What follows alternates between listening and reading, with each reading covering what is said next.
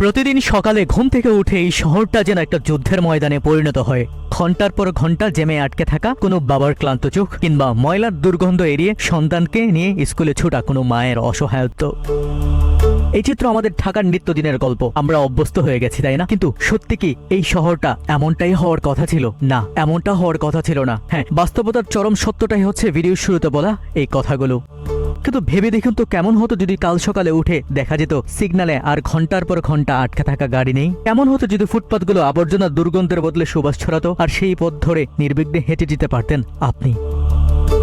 এই পরিবর্তনটা কিন্তু অলৌকিক কোনো জাদুতে হবে না। এই পরিবর্তন আনবে আমাদের ঘরের ছেলেমেয়েরা, আমাদের জেনজি এবং জেন আলফা, যাদের বুকে জমা রয়েছে খুব, কিন্তু চোখে আছে দেশ বদলে দেওয়ার অদম্য স্বপ্ন।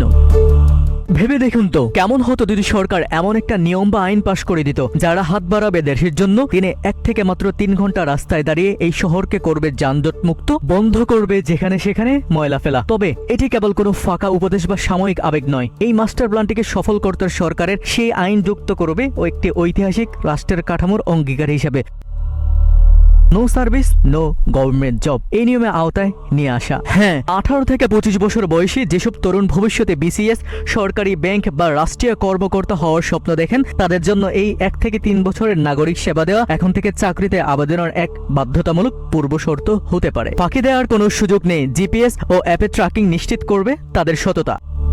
রাষ্ট্র এবার তাদের শুধু শ্রম দেবে না, তাদের এই ঘামের সঠিক মূল্যায়ন করবে। কাজের বদলে তাদের হাতে উঠবে সরকারি চাকরির যোগ্যতা অর্জনের সার্টিফিকেট।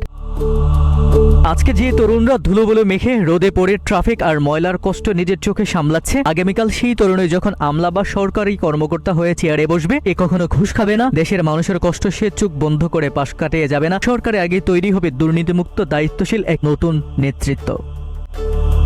নিয়ম চাপি নয়, বরং অধিকার ও দায়িত্বের এক অপূর্ণ মিলনে এই পরিবর্তন সম্ভব। যে জট আর আবর্জনা আমাদের জীবনকে অতিষ্ঠিত করে তুলেছিল, তরুণদের এই বাধ্যবাধকতা আর ভালোবাসার হাত ধরে জন্ম নেবে লাখো কাজের সুযোগ।